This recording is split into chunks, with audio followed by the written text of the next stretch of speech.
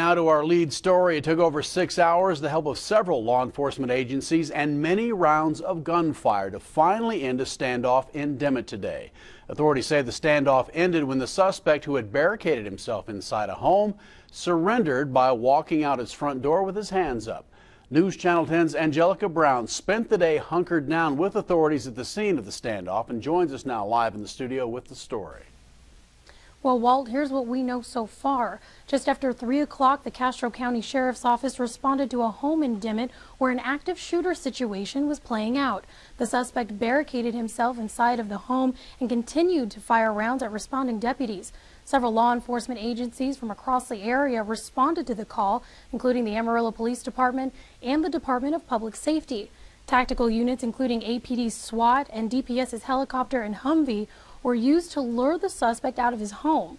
Schools in Dimmitt, which were in session today, had also been locked down per protocol, and nearby residents were pushed back from their homes for protection.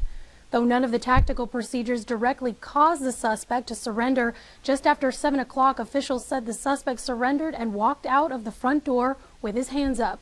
Officials have not released the identity of the suspect at this time, nor have they released a list of potential charges. While taking him into custody, however, the home he barricaded himself caught on fire. The cause of the fire is unknown at this time. Officials are currently not reporting any injuries to the suspect or responding personnel. Further information from the Castro County Sheriff's Office is expected within coming days. Reporting live in the News Center, Angelica Brown, News Channel 10.